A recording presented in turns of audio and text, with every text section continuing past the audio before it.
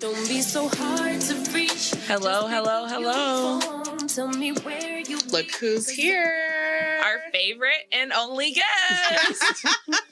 He's continuing to be a repeat guest. Here we are. Here we are. How does it feel to be back? Exciting. Are you excited? I could not be happy. I mean, so it's like a very hectic time. You know, I'm leaving for Hawaii in like 3 days. I Vacation. need to wash things. And I was like, nope.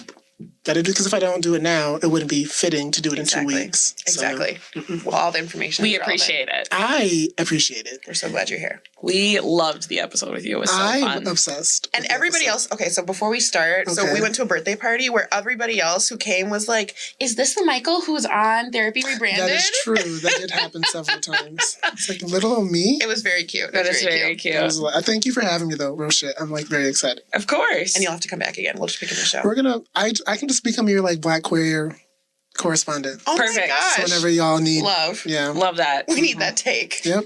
Okay. Would I be the asshole for asking for a divorce because my wife betrayed my trust? Oh dear. When I, 40-year-old male, was a kid, I was by a cousin 11 years older than me. And when I was 13, she got pregnant and had the kid. Damn.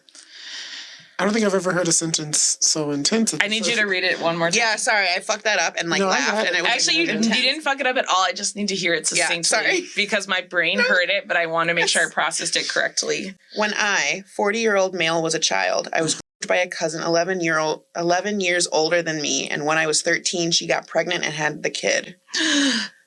Okay. Ugh. It fucked me up a lot, as you can imagine, and she eventually was found out and went to prison for it. The kid took off her and went the foster care / adoption route, and I was not allowed any form of relationship at all with the kid. My parents and social services forbade it.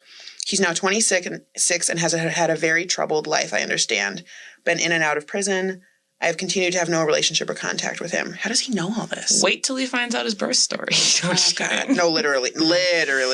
Despite issues in my teens, I turned my life around and I'm now married to my wife, 45-year-old female, and we have a daughter, 6-year-old female, together. I have a son, 19-year-old male, from a previous relationship who I had sole custody of until I met my wife, and she has a daughter, 25-year-old female, from a previous relationship. I know I'm no stranger to Reddit, so I'll answer now. Yes, I've had therapy and counseling for it all. We've had a pretty good family unit for a few years, but 3 years ago, I had a hard time with my son after he found out about what happened to me as a kid, and he found out he technically has an older half-brother and wanted a relationship with him. How did you find out? I know. Despite how hard it was for me, I agreed, and my wife mainly agreed to be the main support for him, and behind it all on the condition A, I have no contact myself, and B, our daughter doesn't hear about it and is kept out of it. My reasoning on the latter is that she's too young to find out, and I don't want to confuse her at such a young age. And also, she's a kid, and we'll talk about it, and I don't want anyone to find my business out. My wife agreed, and son respected my wishes, and to my knowledge, it's all been handled well. The 26-year-old male got out of prison a couple years ago, and I understand my son has met him, and I thought after a while my wife stepped away a bit, as he's now old enough to have contact on his own. I've never said she would never be told the truth, just that we would tell her when she was older and could understand. Last week, I noticed my daughter was drawing a picture, and I looked at it, and I asked her about it. She was a bit sheepish and was acting like she wasn't supposed to, so I persisted and she answered me. It was a picture of her family. It had me, her mom, her, my son, her older sister, and her big brother, and her big brother in her words. I asked her about it after more coaxing, and she said she sees him with Mummy sometimes on her own. I asked her how long it's happened for, and she said since she was little, but Mummy said she's not supposed to talk about it and said to not tell Daddy as it'll upset me. I reassured she... Divorce. Get me the fuck out. I reassured her she's not in trouble and I'm not upset with her and confronted my wife about it later when she got in. She admitted it was Wait, true. hold on. Before you say it, are you fuming if you're her, if you're him? Like, what do you... Because it's not only the reasonable, logical... It's not only the reasonable, logical response that you're going to have of, like, all the unhealthy things that this created in the dynamic between your wife, your daughter, and you, but then it's also the, like, illogical trauma feelings coming up of, like, being violated. I'm sure he feels violated. Yes. She admitted it was true, and I asked her how long it's been going on, and she said ever since my son had contact 3 years ago. Wow. She took my daughter to see him in prison. Oh, my gosh. What's wrong with her? She took my daughter to see him in prison once at the start because she didn't have childcare one day, and when he got out, she kept taking her to see him since. I asked her who knows, and she admitted they all know. Her, my son, and even my stepdaughter knows. I was beyond angry, so I packed some things and left the house and have been staying at an Airbnb since. Good for you. She's been trying to call me to talk, so has my son, and even my stepdaughter has been trying to call me to talk about it. I just can't face them. I know I need to go home today. I'm in the process of contemplating it, but I genuinely feel like I can't stand them all, and I'm thinking of asking for a divorce over it. My wife was the one person in life who I trusted and had my back enough to share it all, and I feel like she's done something on par with what my rapist did and betrayed my trust. I knew this was coming. Yeah. Mm-hmm. Despite her keeping on saying how sorry she is, she just keeps on saying she did it for our daughter and felt sorry for the older lad. What the Update. So I'm going to go home and talk to them all. I fucking miss my kids so much and the dog. No idea what will happen. Update 2. So I got home and me and the wife had a chat. I've decided I don't want a divorce, but we are going to separate for a bit and she's going to stay with my stepdaughter for a while. We're going to try couples counseling to see where it takes us. I see some suggestions about trying individual therapy again. That is a given and I'm definitely going again. I think you handled it well by just separating and it's not irreparable. Somebody said here, never ever tell a kid not to tell their parents. Unforgivable. Yeah, that's the thing. I'm like, I don't like that. I'm also, this is going to sound fucked up. Yeah. But like, if she was so invested in, like you can't bring in a child that young because they're going to tell. Like, so part of me wonders, like, did she want him to know in some capacity? Because, like, you can't tell a child, like, this is your big, big brother and don't tell daddy without them thinking that they are going to say something at some point, in my opinion. So I'm like, why did she do that? Like, children don't keep secrets like that. Like, that's not how kids typically work. It literally came out. It literally came out in her brain, like how it works with kids. Is they draw it or they play it or they whatever. Like, and it did come out. Right. And she couldn't keep it a secret because, of course, she shouldn't. Like, He said, what? It makes me think of what happened to me as a kid, and my rapist used to tell me not to tell my parents. Yeah. She took her daughter to prison? Nope. I was shocked by that, too. I know children go to prison to visit parents, but taking your own daughter to prison to see a stranger because you didn't have childcare is a massive no in my book. I'm like, this is why the whole situation feels so weird to me, because I'm like, then you just don't go, I guess, if you can't find childcare. Well, that's not a real reason. That's a lie. Yeah. She wanted the kid to know. She wanted the kid to know her older brother. She thought that she was in the right, and she did all of this shit because she justified it in her head some way. So messy. Because I feel bad for this man a lot. Yeah. Because if it was the kid's 6 and it was 3 years ago, that means the first time you took them at 3, if you never took them again, you never brought it up again, they wouldn't remember. They didn't know. They wouldn't have known. Not saying that was right. All of that was wrong. Still wrong. But you continued this because you felt justified. It wasn't like you made a bad call because you didn't have childcare. Right. You made a, quote, bad call, and then you're describing it as you said, fuck it. Because they already met the kid. Could you imagine living in a house with like 4 other people and everybody else, including your 6-year-old, knows something you don't know about your most traumatizing event? Horrible. And this person said here, it's like a next level fuck you. Like, the one thing you ask your partner to do, and people struggle with like that one thing every time. It is like the biggest fuck you. The thing that feels difficult to me too is by you doing this, you're putting pressure on him to have a relationship with his son that he was conceived from all of this also. Right. Because now he's integrated into everyone in your family's lives except The dad. And like, no matter how you feel about it, that was his choice. It was. And also I thought like they had to have no contact. I mean, I guess now he's an adult, but like, I just like, imagine being only 13 years older than your child. She just made the dude like the Michael Jordan of cucks. Like, it is so awful. That is like beyond fucking awful. But let me ask you guys this. Okay. What do you see as the upside for staying with? Like, you know, normally I'm all for saving marriages and stuff like that. When does it just get to be where you go like, that is so vicious and hateful that it's like, you just don't give that person, like, why do we do that in our culture, I guess? I think this isn't why, but this is the first thought in my head is I think a lot of people excuse things when it's not cheating. Or when it's not. I don't know why. I think even if they don't know, it's maybe not the worst thing that somebody... And I don't even know if this is worse or better than cheating. I'm not saying that. But, like... It's worse. It's... This is equivalent to cheating and having them find out and telling the kid to hold. Like, it's the lie to daddy. Bringing the kids in is It's the lie to insidious. daddy. Yeah. Insidious, yes. That's like I don't know what episode it's on, but y'all with like the dad. Yeah. And they saw the mom saw the people outside and then the daughter was like, Daddy told me not to tell you. This is like that, but like elevated somehow. I guess for Everybody me, knowing is nasty. For me, Gabe, I think The only thing that like is like the silver lining, so to speak, I guess, is the fact that this person wants to be with this person. Like, he wants her. He wants to be with her. And I think this person probably struggles to, like, probably trust people. So he's put a lot of work in. So I guess in some ways... Is it a trauma bond or whatever? Or you know what I mean? Maybe not a trauma bond. I mean, y'all are... I'm not even a real therapist. Y'all are real therapists. Like, Girl, go ahead. But, like, maybe not a trauma bond, but, like... He sounds like he's done some work. He said he's been in therapy to, like, learn how to trust people. He's always probably going to be distrustful of people, probably women, as someone who was assaulted for, like, several years, had a child.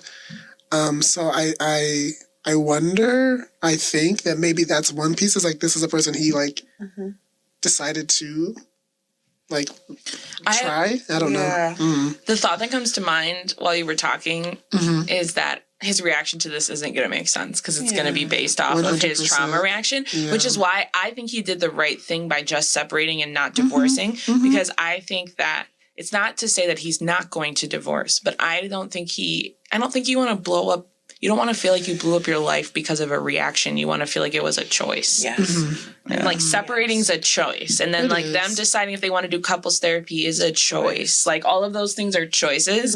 And I somehow feel like it's going to lead to divorce anyways. I don't know if it will. I feel like he might. I think if it was going to be divorced, he would have divorced. Yeah. But it sounds like they're trying couples therapy and they like want to work on things. So I'm like, maybe not. But can she take ownership? And how do you repair? how do you repair through that? Can I end on this question for this one? How messed up do you have to be to get pregnant by a 13-year-old that you're and keep it? What the fuck is wrong with her? Under the prison.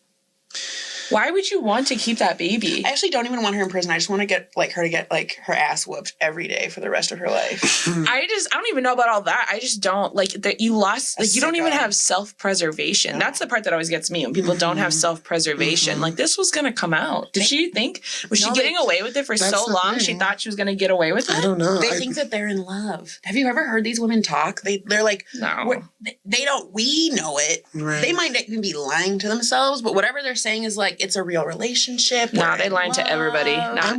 I guess not this is good, but I am happy to hear that the child, because this is a cousin, correct? Yes. This is his cousin. They're like, the child could have had, developmental things, could have, and didn't. So I'm just thankful for that, because that would have been even worse. But yeah, this is Last one. Okay. Oh, there's more. Good. I thought One we were more. done. Yay. One more. I picked this one for you. Sorry. I'm really excited. All right. Religious trauma is the Reddit. Oh. Yeah, just give me 1 second. I actually have the wrong one. Oh, I thought you were No, I talking just to wanted to see his face. Me. Oh, for you, goody. boo. Yeah. Yeah. Huzzah. Just because I guess you grew up in I feel like Judaism is really specific because it's like intermingled with culture and religion. So and my my family family wasn't very religious, but And we weren't what is it called? Reformed Jews. Reformed So they just Jews, take out the religion out of it. so you guys don't have any. Yeah, they're like cultural Jews. But my grandparents used to go to it was important for us to all go to synagogue and temple. Mm-hmm. Which I guess I just figured those out. Those are two separate things. Mm-hmm. So what did you think when you were going? It was just fun. You just go. And it was kind of we all dress up. It's once every couple of years. It was a special occasion. We all it was a thing. And our grandparents were happy about it. We know all the other families there. Yeah, I grew up with all the other old people there. So it's kind of just I don't know, you guys sound like pretty bad Jews to me. terrible. Mm-hmm. What's interesting actually is that Jews who are religious are looked at as the weird ones. Even in Israel, they're looked at as the strange ones. Yeah. The Orthodox Jews are and Orthodox Jews don't even like Reform Jews or any other Jews. They're different. They don't even want to be in Israel. There are some sects of very progressive, Orthodox Jews. Mm-hmm. I have seen some of the. They don't they're not so fucking strict. Yeah, no. They're crazy strict. I didn't even know that till recently. Mm-hmm. Okay. Ready? Ready. Yeah. One of the last straws for me, this is sick. Trigger warning. Since 2016, I have been on a long road of trying to break free of religious trauma after being raised Baptist for my whole life. For years, I was raised in absolute fear of not being a good enough Christian, of being left all alone on the earth during rapture, of being left to live in an eternity in hell. God, the amount of time I lived in life in pure terror as a child, thinking constantly about death as a child. And in 2016, my depression hit its lowest point, and after receiving no love, help, or support from my oh-so-die-hard Christian parents, teachers, and closest friends, and absolutely nothing from God himself, whom I prayed to day and night, sobbing alone in my room, I was just about done. But then I received the last push. Trigger warning now. A few months later, I was talking to my sister. A half year prior, she was supposed to go on a trip with our youth group to another state for missionary work and to get together with another church from the state. That's when she nonchalantly said that she was happy that she wasn't able to go. I asked her why not, and here is what she told me. During our Wednesday group, I found out that the church our youth group partnered with staged something. All the adult leaders were aware it would happen. They had all of the students in a room during worship, when suddenly people dressed with ski masks broke in holding fake guns and made them all line up against the wall and start shouting all at them to denounce their faith or they would be shot and killed. Who does this? Who in the hell in their right mind does this to fucking kids? Teenagers or not, they were kids, and I'm sure as hell they are all traumatized. Like, what becomes of the ones who, in a moment of panic and fear for their lives, say they denounce their faith? And everyone heard. What do adults plan to say to them? Whoops, sorry, kiddo, you failed the test. Clearly we haven't brainwashed you enough. I could go on and on about how furious just thinking about this makes me, but I wanted to know, have others heard of this psycho shit, or was that just an anomaly? Either way, from that moment, I can never look at my old church the same way ever again for allowing that to happen. The reason why I'm like so into this religion and mental health right now is because I've been processing how faith interacts with the way people perceive themselves. And I have a lot of kids whose faith kind of interacts with their mental health negatively. I should say their anxiety specifically, because they're constantly feeling like they're not living up to their Christian values. This was like a very extreme case where I feel like this person had a lot to work with in order to kind of talk themselves out of believing in this. But when people, I feel like it's not this blatant, people have a really hard time letting go of it. So that's why I was curious. What is the worst part of this? Like, at which point are you like, ooh? Like, besides besides that thing, like, what is it? I don't know. It's the notion that you could not even act on something and still be a bad person. Yeah. That's what's hard for me is like, this person doesn't really describe. I doubt as a kid they were doing many things that were causing harm to other people, and yet they were convinced that, one, they were, and two, that they were like disappointing God. I feel like if God's that heavy of a symbol in your life, does it feel like you're disappointing a parent? Like, it's got to feel heavy. I mean, I think that for a lot of people, their relationship with God is like parent plus, even. Like, we're talking like a step parent. This is like the Parent of all penultimate parent, and you are, as a human, like, spending so much of your life attempting to, although in this flesh that is like inherently sinful, trying to be a good person.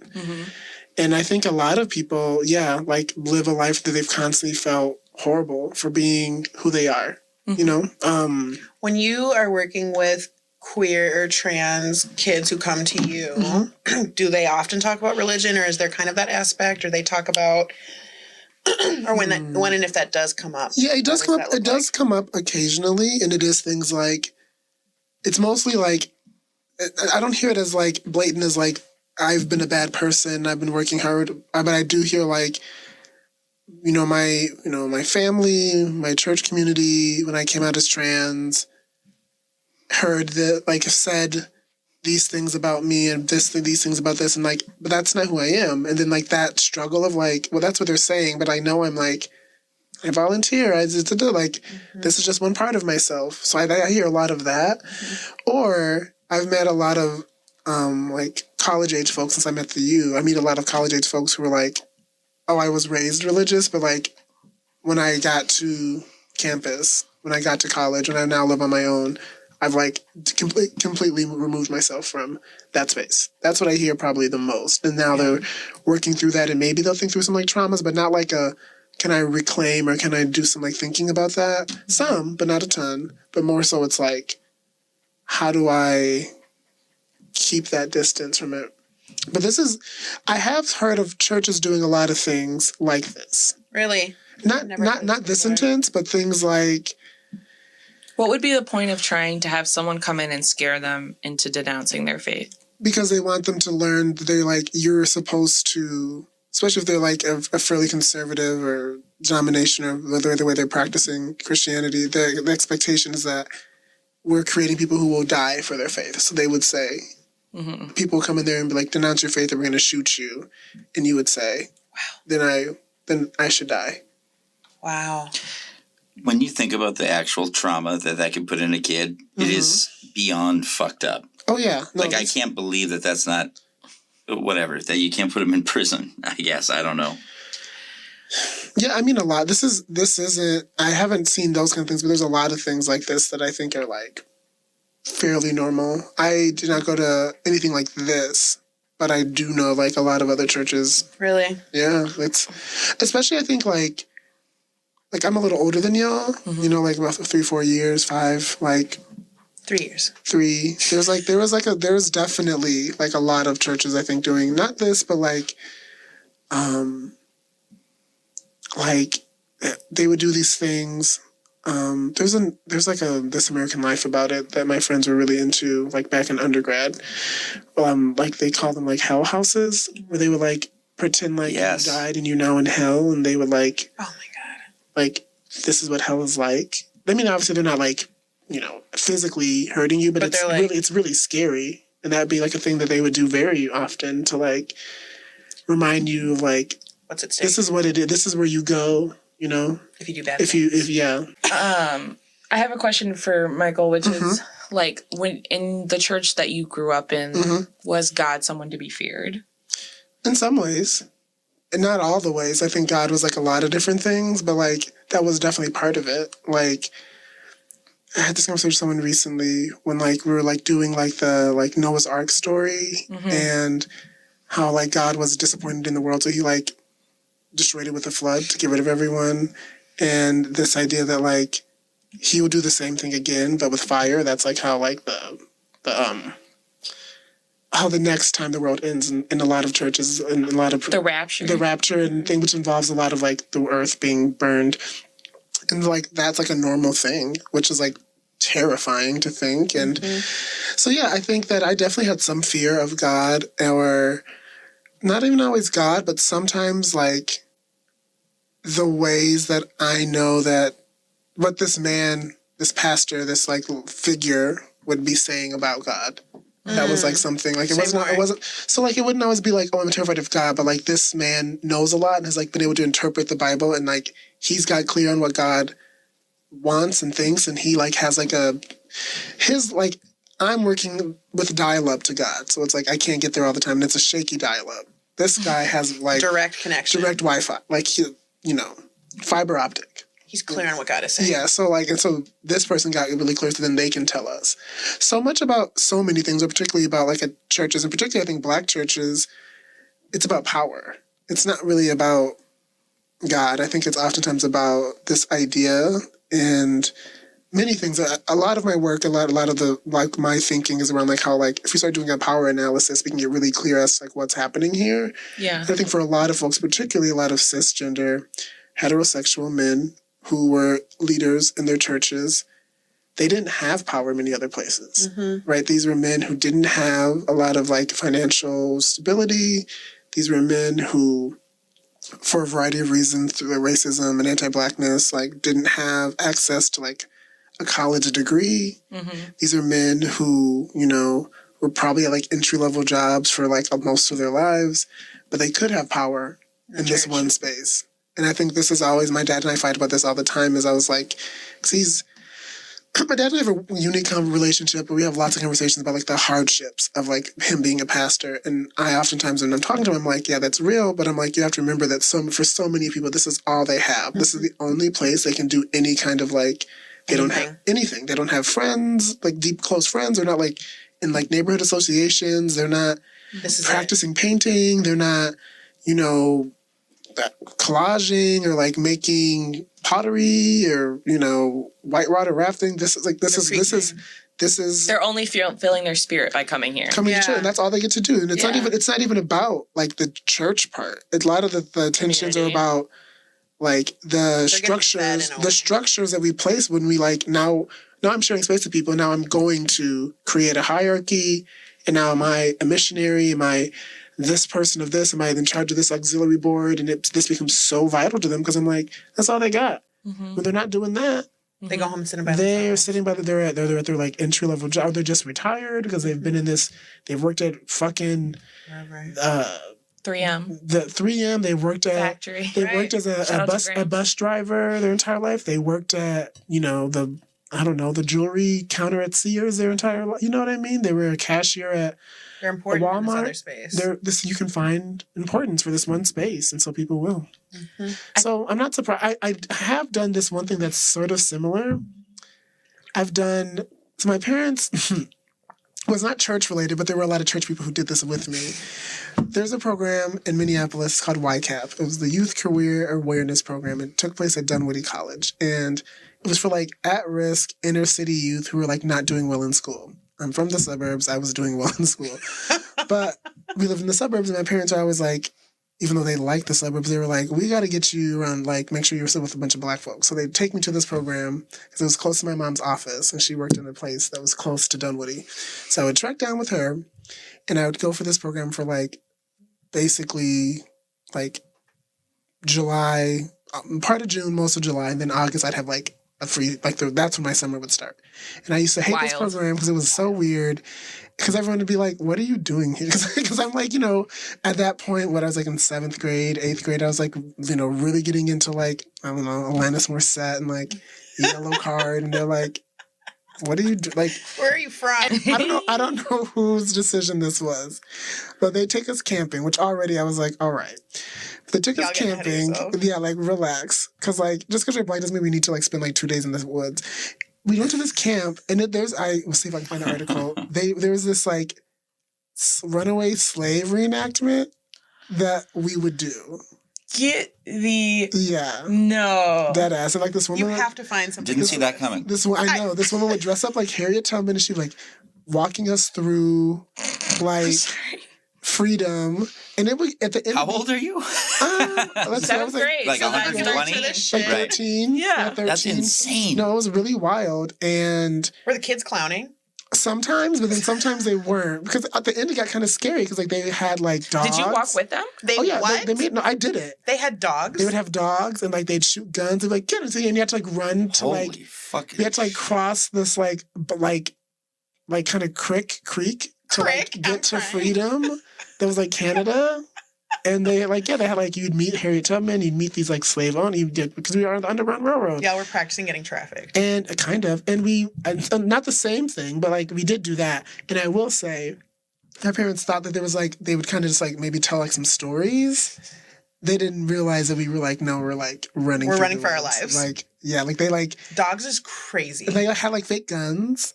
So they would like shoot him and like, get him, like that. It was terrifying. Get him is nuts. No, I'm your like, genetics were screaming. No, their genetics were screaming. I'm sure my body was like, this is not okay. But yeah, we're back to 1821. Less intense of like, like a gun to your head or you were Christian. No, that's still intense. Actually, it's equally intense. That's actually not less intense. That's not less intense. Worse. Okay. Also, you're in nature, far away from anything. No, that's the thing. Yeah, that's terrifying. Yeah. What did your boyfriend say, or like? How did he try to comfort you? I wasn't dating. I wasn't dating anyone at this point. I was like 13. So what are you around these kids if you're not having, or white people if you're not having sex? No, these weren't white people. These were all black people. These were all black. We were all black at this program. This was a program. You thought white people were going to be able to do that? No, okay, so let me backtrack. So this program was called YCAP, Youth Career Awareness Program, because it was really like, okay, these kids are not going to like get into colleges, so they should go to trade schools.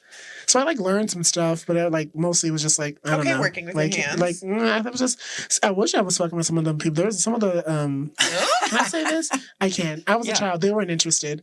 There were a bunch of what are they? Like the counselors? Yeah. So you're always into the counselors. They were like, there's one of them, his name was Odell. He was so hot. Oh my God. What was his name? Odell. Oh, duh. Odell. Sounds fine. He was fine as fuck. And he'd always like, like change out of his like tank tops because he like would like do activities and he'd be like sweaty. So he'd like his like like his little A shirt. He'd like take it off and like there were several other queers that were in this program with me that I knew from like church and shit, and we'd all be like gagged. I hope you're enjoying our second episode with Mycall Riley. To hear the full content from this episode, including our opinion on Diddy's apology, subscribe to us on patreon.com/therapy rebranded. Now, back to the episode. I transitioned to the Jerrod because we have so much to talk about. we do. So I had said we were going to break Jerrod into sections, and like the clearest section to start with. So first of all, we're reviewing Jerrod Carmichael's reality show and just kind of talking about themes and things we've picked up in that. I'm not going to go any deeper into it because the last episode we had Michael on, we kind of covered the highlights. All the shit. So we're diving right in To this current episode. to the end of the season. 8 episodes total. The last one came out last Friday, and It's been nuts. I thought the episodes got more and more painful to watch. Agreed. So I need to retake a statement that I said before we even started talking about this. I think I said this to you and Justin. What'd you say? We hung out, and I talked about this with you, that I totally was on his side when this started. And I was like, no, he gets to like... Oh, you're redacting that? I'm redacting it. You're Fascinating. You're telling an inside conversation on the pod. Oh, sorry. What, before we watched this, but like saw the commercials coming out, I think somebody I was talking to at the time were like, I don't know, he just seems a little about it. And I was like, no. I don't know what meh means. Like, Can Michael help me? yes, can you help? Yeah, My ADHD so kicking in. okay, so if I recall, Rachel initially was in a conversation where this gentleman that you were talking with said, Oh, this show, Councilman. like he shouldn't. that's what we'll call him on the show, We will? Councilman. Okay. There we go. Sure. Councilman said, this is a bad look for the Black community, and we should not. Yes. We shouldn't show this. And you initially said He gets to share that. He gets to share this. This is And now true. now you are redacting that I statement. think I'm redacting it. Can you say more? I can say more. Please. I'm redacting it Okay. because I had so Councilman's gonna enjoy this so much. He You have really to is, tell yeah. him. much. I will tell him. he's gonna- No, he's going to. He's going to watch this episode. He's gonna come. Yeah, I was just gonna say Yeah. that. Right up his alley. I'm redacting because like you and like so many people that I've seen, I was cringing almost the entire time. And the things that he was doing, I might be able to like have empathy or understand, but like it was so unhinged. It just is not what I expected it. I just You said earlier that you were like clutching a pillow. Yeah, I was And clutching I've a pillow like rocked watching this for like, him, not against him, though. Like, I actually don't have issue with him sharing this. I don't have any feelings about it. I don't think it was noble. I don't think it was bad. I just think it was risky artistic expression, and I really wholeheartedly feel like he used this reality show as a plea to his mom, whether he knows it or not. I think he literally went through all the phases, I think, of like in terms of like trying to like, he kind of started with the like, I'm gonna be this really strong extreme version of myself, something that you wouldn't even show your parents if you were straight. Like, wouldn't be seen, like, straight people, want your straight parents people to suck see it. toes. Like, you wouldn't, like, it's straight people do things too. So They do. it's not just that, right? And then a little bit more boring, but we do it. And then We are more vanilla. we're scared. We We're are worried about scared. not getting pregnant. That's what we're spending most of our time doing. Listen, It really ruins the fun. It really, Yeah. it adds layers. You can't just like come anywhere. I'm like, wait, that's not what there, I'm not saying. there. The fact that like cum, which is just like It's just this white stuff. well, it's not just Party jazz. yeah, it's just fun, and it's like it could literally be a whole Jazz. movie. I don't know. But wait, hold on. Okay, go. Sorry. So the reason why I don't have any judgment is because I don't even think he presented it as doing it for a noble reason. I think he did it really because he wanted his mom to see him. Like when I watched episode 8 and it was like the home videos, I was like, this is for their relationship. This is like, remember how connected and close we were? This might not be important to what you're. Sorry, go ahead. But he's also still monetizing it, which has its own odd flair to it, I will say. But I'm not passing judgment, but there is a part of it that makes it less pure, that he's like monetizing it, and it will be less impactful to his family and meaning-wise because he posted it everywhere. They're going to feel like he put them on blast. The thing that 100%. really like rung not great to me is how much he just exemplified like, well, you can't treat me like this because I'm paying for your life. And that, maybe it's true, but it made me really uncomfortable and sad for, like, all of them in that dynamic. Like, how hard that is for him, how hard that is for his parents, for everybody relying on him. But, like, and I agree with you. I think this was for his mom. Like, he was, like, shoving this in her face. Like, look at me, see me, all of that. Do you think it's to connect with her or to just be like, it's either take it or leave it? Like, just so you know this is me. I mean, and does it matter? I definitely think he wants to connect. I don't know if this is going to be the thing that's going to get us there, though. Like, I don't think this is going to be the thing that's going to get his mom there. And I think he has to sit with the fact that his mom is always going to be homophobic. Well, let's dive into it. Hate part of who he is. Like, I understand. I'm not saying his mother doesn't love him, but I am going to say that, like, there's a part of her that does hate him, and you have to, like, and that's a hard thing to hold. As someone my stomach just who dropped. also has, like, I will not be watching episode 8 again because as someone who has, like, a lot of tensions with my mother around my queerness, like, I was like, that's not. Did you watch it by yourself? 100. I will only watch the show by myself. Really? Because I like to take notes and, like, prepare because I'm like, I know I'm supposed to be on the show, but also because, like, it's just like it hits too close to home. Can I ask what it's like for you to watch? Hard, sad. Does any of it feel familiar? Too familiar. Yeah, too familiar. Like, I think we think about, like, homophobia and queer antagonism. To be transparent, I will use them interchangeably. I think queer antagonism has more razzle-dazzle to it than homophobia. Queer antagonism. I feel like queer antagonism is weird because, like, you see... What's his mom's name? Cynthia? Yeah. Cynthia and Jerrod and Michael, like, at dinner. Do you remember that one scene where they're outside? Yes. Sitting together. Sitting outside, and it's, like, super awkward. There's, like, no talking. With her purse. And, like, they, like, someone's yelling on the street. There's, like, a car. There's, like, some construction. And there's just, like, them just, like, quietly sitting there. On these blocks. Yeah. On, like, on a New York City street. I've been there. Really? Yeah. I've been there. And I don't think I want to do that again. So, like, I generally am just like, well, we just want to have that kind of relationship. And it's not that my partner hasn't met my mom and things of that nature, but I've seen too many of these things. And at the end of the day, like, Cynthia has to make that decision for herself. And I don't think Jerrod or anyone can make her change her mind. What's the difference between watching the episode with his dad and the episode with his mom? Hold on, wait. I want to go back. Yeah, I want to way more. Sorry. So about the Cynthia thing, because I have my own thoughts about the Cynthia thing. Watching it, right? So I am not a queer person, and I would say, like, at least a third of the kids I work with identify in that community. And when we're doing family therapy, it is around their identity often. And there's this odd thing that's happening right now where a lot of parents are saying, like, I could handle you being a lesbian, but I can't handle you being a boy. Trans, yeah. Like I can do one, but I can't do the other. And, like, I need you to just accept that I'm not homophobic because I accepted this version that felt better to me, right? And it's all these things. But what I notice is that, like, the kids are constantly having to be the ones who compromise in order to maintain the relationship. Yeah. And parents often feel like they're compromising too.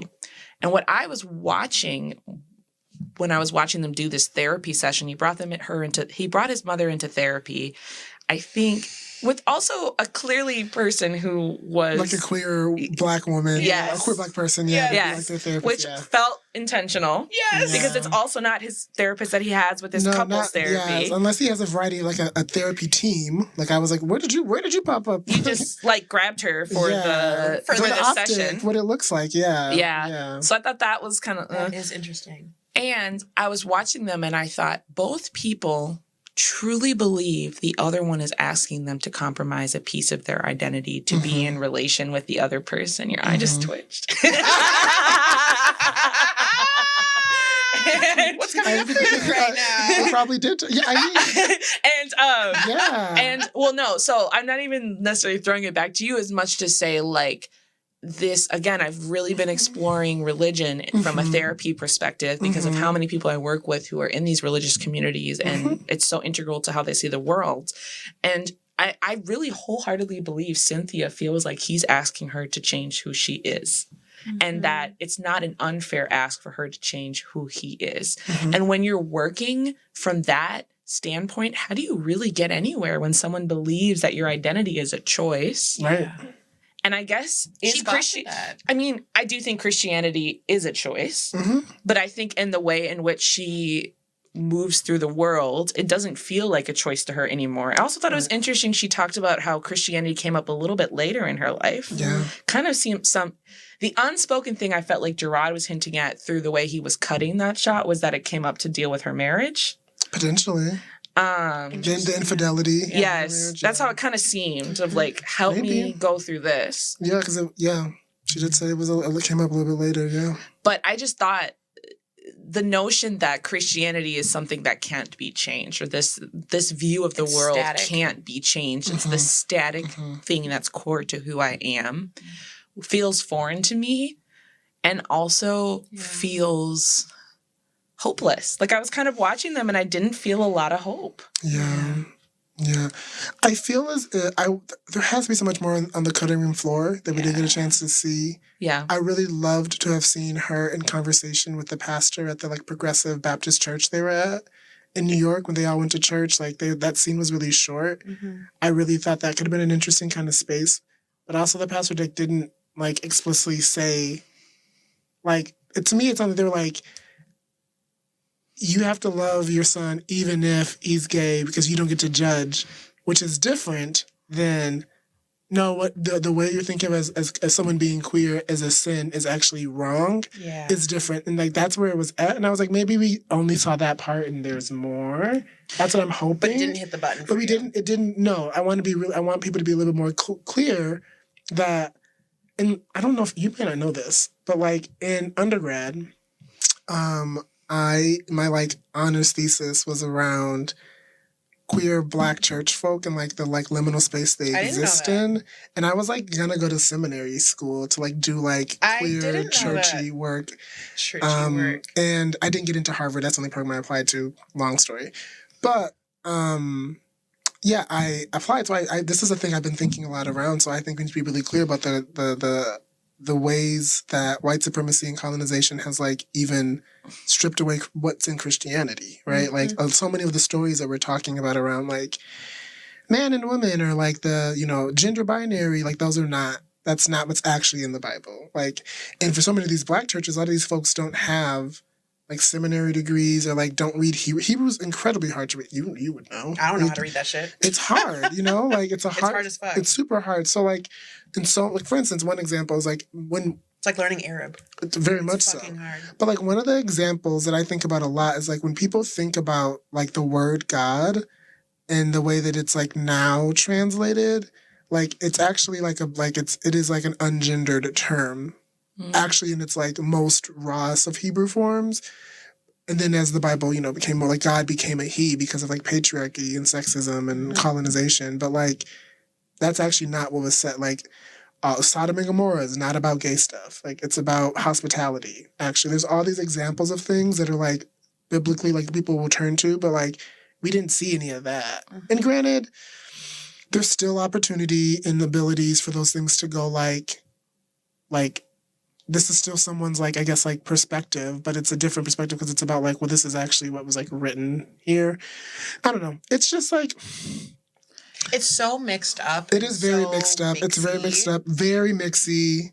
And at the end of the day, for me, it was just really sad because I was I'm getting this relationship between Cynthia and Jerrod that is so intense and they're so similar. They look so much alike. And you can tell there's so much there.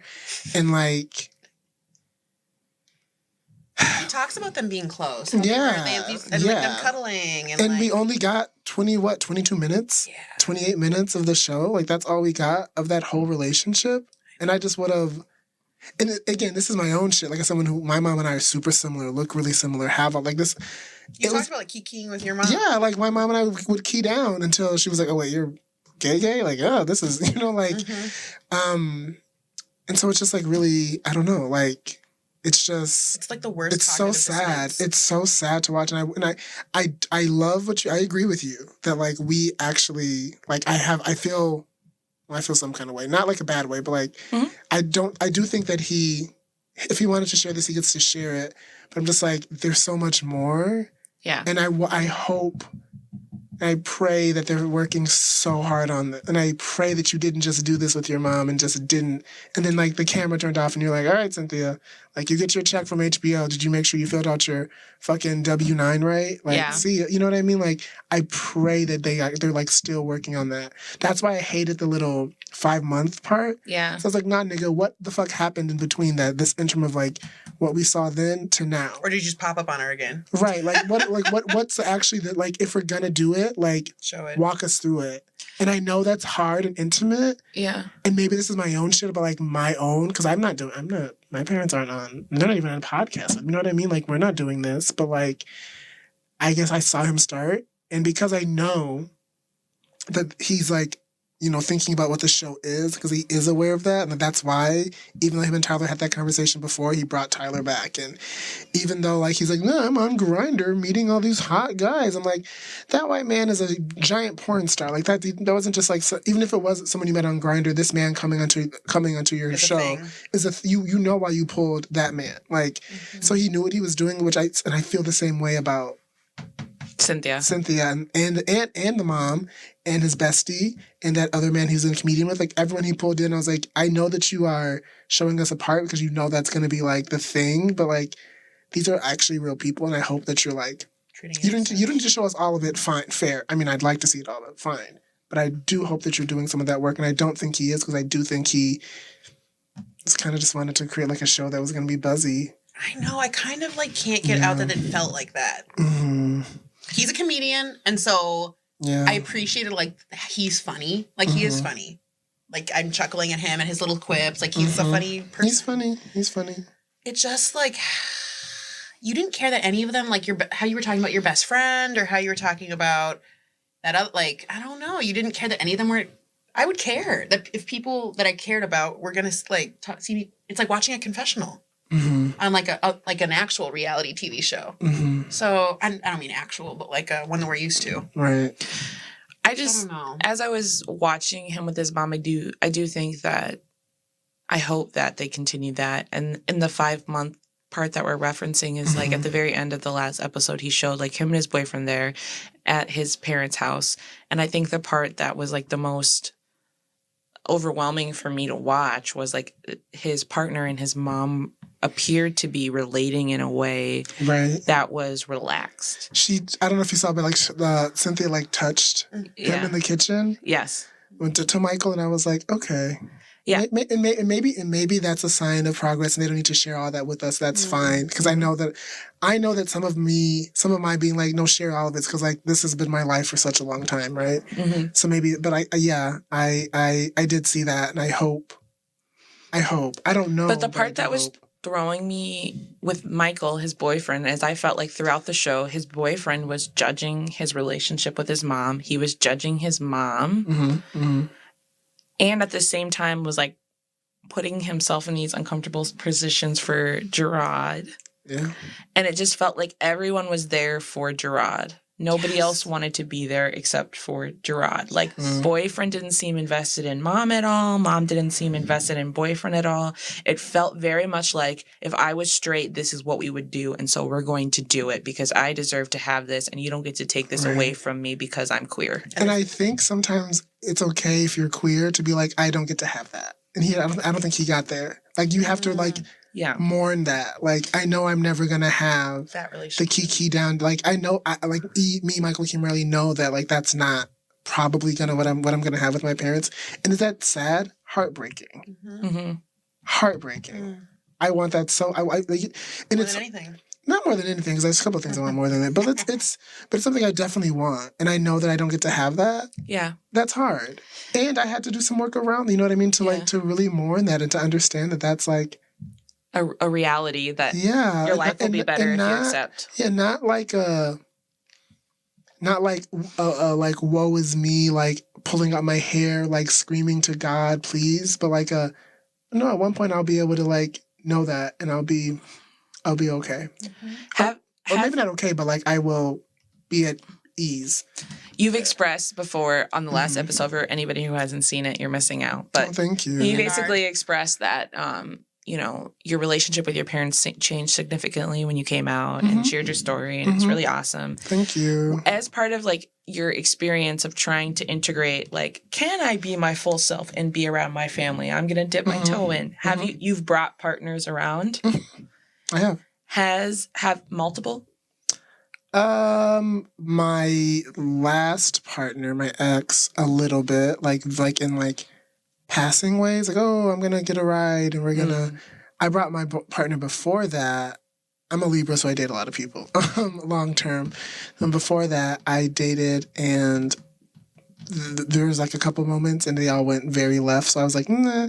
So then the next one, I was like, okay, let's tiptoe, and we did. And then this year, because of some stuff that happened with my family, my grandma passed away while we were all in Chicago, and my now partner lives in Chicago. And my partner was like wanting to help with a lot of things. He met my grandmother. He met some of my cousins the day before she passed away, and then she did pass away.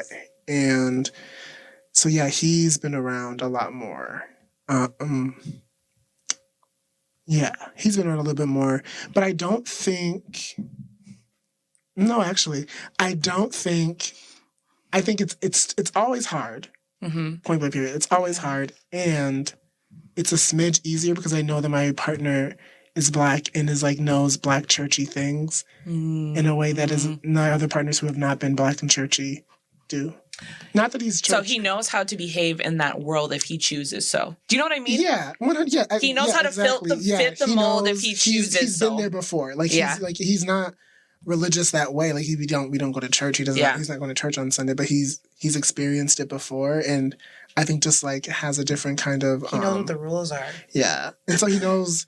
Okay, we're not going to follow these rules, but I'm also not going to like step on this landmine. You know what I mean? He can navigate like. And there's something that Michael says in this. It's like, well, I don't tolerate homophobia in my life at any point, which is great. Like, that's awesome. Which is also just not true. And also, I was like... That's just not true, Michael. He quite literally tolerated it for Jerrod. Right. 100%. And it wasn't that hard for him to slip into doing that. Sorry. And also, like, we talk about homophobia in such simplistic way. This is not something we like, just because we're in, like, a progressive city doesn't mean that, like, like, homophobia, queer antagonism, all these things, like, globally, trans people, trans women, Black and brown trans women are still, the life expectancy is less than 40. That's still a part of this situation. I'm not conflating homophobia and trans oppression, but like when I say queer antagonism, that includes all those things. So like, no, you do actually. Like, spectrum of those things. Like you know that that's not the case, Michael. And I just thought I understand, I get what they're trying to say, but it's. Yeah. It's kind of like how we've talked before of like there's like levels to race conversations. Yeah, y'all did talk about and it kind of feels like when you're talking about queer antagonism, you're talking about levels of understanding. Like level 1 is like thinking you literally have to be called a name that would like dictate that something's wrong with you because you're queer. And then like level 2 is understanding that like all of us carry internalized homophobia and queer antagonism, and it shows up everywhere, and you're just still trying to figure out how it shows up. Right. And Michael was having like level 1 conversations. Which is funny, because like Jerrod's always like, he's so smart. I'm like, girl. Also weird that like he's pedestaled in that way. I could not get over how weird that felt for me. No, it felt very strange to me. It felt very strange. It felt very like you feel like Jerrod puts Michael on a pedestal. Yes. His boyfriend. And I'm sorry. Like I know a lot of people dropped off the show on episode 3 or 2 when Jerrod made the race joke. Yeah. Like the slave master kind of thing, which was disgusting. Oh wait, we didn't get to talk about that on here, did we? Oh yeah, let's go back to that. Let's go back. Yeah, so he's dating this white person, and the feedback after episode 1 and 2, I saw him. Like, I feel like there was already conversation about race. And then when that 3rd episode came out... What happened? He went on... He made a joke about slavery that people were not about, a slave joke. And then he went on The Breakfast Club and defended himself and his partner. And I felt like took his own joke out of context to justify the joke because he kind of backed out of it. Like, oh, people don't understand the deeper meaning. You know exactly what you did. know that if what you he did. were not white and you were not black, that joke wouldn't work in any context. Correct. So why are we pretending like this isn't about your relationship? If you're a comedian and jokes are just jokes and everyone's being sensitive, then stand in your joke. Don't say everyone misunderstood your joke. And who are you doing that joke in front of? Because it sounded and seemed like there was a lot of white folks in that audience. I mean, his audience is HBO, which is more accessible now because of Max. But historically, HBO was expensive. It's for white folks. That shit's pricey. It was like, what, $40, $50 a month? And what? To watch The Wire? I think not. You can get the DVD. Yeah, but You yeah. hit you on the flip side. I forgot about that. I literally forgot about that. I forgot about it too. Yeah. But he went off on the Breakfast Club. Like, so you're mad. So you're mad? So you're mad how Do people you are want to talk perceiving about you? it? Why do you think he was being so defensive of having a white partner and that there's nothing wrong with it? I feel like he felt very upset that people were upset about that. Yeah. And he felt misunderstood and judged. Let's get into it. What are the dynamics? Where are you starting with this? I don't even know where to start. I mean, What was your initial? my initial response to his response? Yes. And the I mean, I'm not surprised. I mean, I think that for a lot of folks, many folks, black, white, otherwise, like having a white partner really makes you think you have like access to power. You don't. But like this person does, and your proximity to them makes you think that you do have power. Mm-hmm. You don't. But you've lied to yourself enough to think that you do. Why do you think you do? Like, why do you think as that person you feel like because you feel really close to them, you get to kind of go under the cloak sometimes with them. You get to go with them. You get to go with them. So like you're like right, even though like because like we don't live in a world too explicitly where like if you're sitting with this person, you're gonna get like they can call get a taxi fast, so the taxi generally isn't gonna be like, oh, sorry, the black person can't come with you. They see the white person, then you're like, bring your partner. They're like, oh, well, okay, fine. You know what I mean? Like, so you get to just jump in really quick. And I think that Jerrod and many black queer people, particularly black queer men, are like really invested in being able to have access to that power because we're taught to have power. We're taught to be powerful. We're taught to like we deserve power because these are like cis men. Thinking that they like, okay, so I'm black, I'm queer, but I need to find power, so I gotta like figure it out this way. So they like, finagle it in that way. Do you think that there's conscious thought to that? Like Jerrod is like, I lost some of my power as a man by being openly queer, and so now I need to step into this space. I think it depends on the person. I think some, and I think for others it's like subconscious, and it's probably more of a potpourri of both for most people. But I think like both of these things are at play all the time. And it's sad and scary and disappointing. And I've done it. I don't want to act as if I had. I'm not trying to clock me. Like I've dated white men. You're so annoying. Samesies. Like I've done that. You know what I mean? You've never dated one? No, she hasn't. You've never dated a white man? I never dated. Oh. But fucked like 2. Only 2? Only 2. One in Chicago and one in high school. My boyfriend at the end of college and kind of like the first couple years after was a white guy from Boston who was upper middle class. And I was having proximity to things that I'd never experienced in my life. Mm-hmm. And that's not why I was with him. Right. But it was really... it was jarring to be around. Like I was like, oh, I'm like in a different world. Yeah, it's like you didn't know. Yeah. And we would like go to the club or we would go out, and like the way that he would behave when he felt wronged or when he felt upset, and otherworldly. Yes, he was such an asshole. He was so aggressive. He was so forceful, and there were no consequences. Mm-hmm. It was wild to watch. And I remember like getting into situations where I, at times, would have cowered. And I just looked to my white boyfriend and he handled it. Handle it, babe. Mm-hmm. Mm-hmm. And my current boyfriend could have did the exact same thing and it wouldn't have went down that way. And you'd been like, please don't. Mm-hmm. This is gonna... Well, he would have been perceived as a threat and a problem and aggressive and all of these things that... It was truly wild to watch. I remember he was struggling to graduate college. The white boyfriend. Yes. And the way that all the teachers and the community around him rallied to get him graduated, mind-blowing. Yeah. Things I had never seen. Very different space. I operate in the world like, don't make a mistake because it's going to put you in a vulnerable space that will inevitably be unsafe. Right. And he operated in the world of like, why wouldn't I be myself and why am I thinking about the consequences? I got this. And the world got him and his family and their money got him. And got him. And got him. Yeah. And do. Yeah. And did. I want to be that girl. Mm-hmm. I might have to leave sooner than I thought. Yeah, it's okay. Because it is not. I knew we were going to go over, but I was like, I'll be fine. No, you're good. You're totally good. You're totally good. I want to finish. I feel like we didn't get to dig deep into it. Come back. You can come back. Okay. You want to wrap up in 5 minutes and just, Let's is there wrap- anything yeah. that you really want to say? So the other thing that I feel What like do you want to say? Like, what do you want? What do y'all want to talk about in the last 5 minutes? I want to talk about the cheating and opening the relationship. Yes. Yes. So basically, Jerrod was cheating on him persistently, which is very interesting because he's one way he has him on a pedestal, and in another way he's totally mistreating him. He's like, you're the person who introduced me to love and gave me the ability to be in a romantic, intimate relationship, but I can't treat you with enough respect to follow the guidelines of our relationship. And in turn, what ended up happening was his partner opened the relationship in order to get away from the pain of being cheated on rather than to deal with holding him accountable and placing boundaries.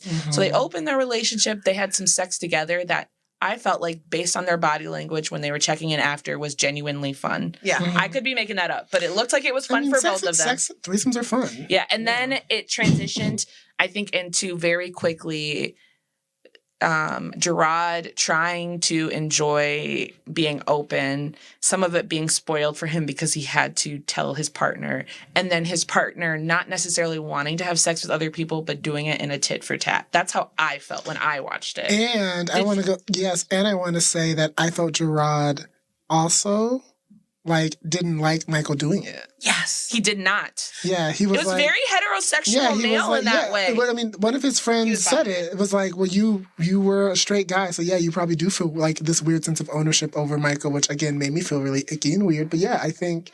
Does any part of you feel like that was performative? Maybe. When I watched him, maybe. I don't. No. You don't think so? I didn't think any of it was performative. I feel You like think he really cares that deeply if he fucks other people? yes, I do. I hope it was performative, but I could see him very deeply. It didn't feel. Why are you rocking? It didn't. I'm like, Because your body. You were in a relationship with someone who would have very gladly, let's be honest, your last partner would have opened the relationship and been totally fine with him going off and having sexcapades. And the reason that he never wanted to open, not saying he wanted to, but the reason he was very explicit about why he didn't want to open in it was because it was because he wanted to communicate about it. No, he didn't want to be open. No, he didn't want to be open because he didn't want you to have sex with men. Yes. Oh. There was some ownership over you. We went to New York one time, and I was like, we should go to a sex club, just to see, it'll be fun, whatever it is. And he was like, cool. And but I called it a swingers club. Okay. And he couldn't, and I didn't even think about it. Sure. But he freaked out, and it ruined the whole trip. Because he was like, you want to fuck other men, you want to fuck, and I was like, it was literally a mistake, But of course, I want to have sex with other people. That's a human whatever. Why would we? But so I do think the ownership thing is real. Last question before we hop off about their relationship: do we think they will break up? Yeah. I hope they break up. I think they will. I don't think they will. Michael's self-esteem and future mental health, and for Jerrod to I think grow Jerrod will get on his tired own. of him. I disagree. You don't think so? I think they will. I think they will too. stay together unless Jerrod finds new supply, hotter, twinkier, bigger, partner, white person to kind of spend some energy on potentially. I think until then, they probably will, because I think he doesn't want to be alone. Jerrod. No.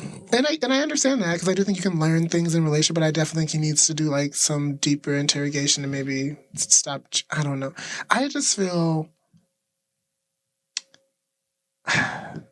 Say it. I just feel like I hope that all the work, the therapy, the reflection, all that, I hope did it tenfold post what we saw. And I just don't know if that happened. I don't know. I want a part 2. I want a part 2. I think we'll get one. From him? Yeah. You think? I doubt it. You I don't think we are. I don't think we are. I think if there wasn't so much happening in the world, I think it might have gotten more popular, but I think it certainly didn't. The first 2 episodes clicked, and the Breakfast Club clicked, but then I think the show kind of petered out. Yeah, people got tired of it. We were talking about it, but I don't think many other people. It's kind of a niche show. It's very niche. I don't know. What do you think this does to his image? Quickly. Makes him more popular. Yeah. I think he's going to be more popular for sure. People are going to be way more interested in what he's up to. People are going to go to his shows. Yeah. I would go to a show. People love authenticity and vulnerability, and whether or not it was real or not, I think a lot of people perceived it as real. We just want to see. We just want to be like this. That's very I think it feels very inauthentic, and it kind of surprised me because I viewed him as very authentic. Like, he had more credibility with me. He lost credibility with you? Well, I shouldn't say that because I haven't really watched the show. I learned it through you guys. Oh, you got to watch it. I've watched some stuff online and stuff, and I guess it just, like everyone, it takes them down from idol status to you start just knowing their flaws, I guess. So it's not a big deal. It's not a big fall for me, but yeah. I mean, he wanted to present himself as human, and humans are deeply flawed. So he did do that.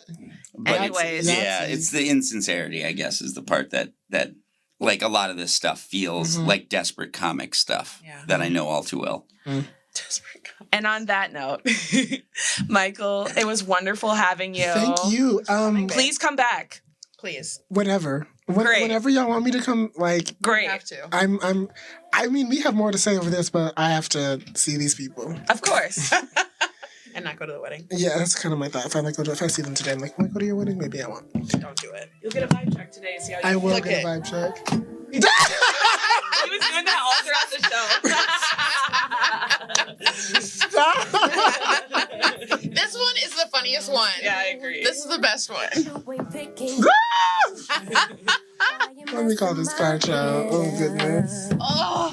Thank you for having me. This is really great. All I need is just saying yeah. Better nights, better days when you're here with me, babe. 'Cause you're all that I crave. So I wonder, where are you? Don't hide away from me when I need you most. We got love guaranteed, and I have to know, say, where are you? NBC. No relation to NBC.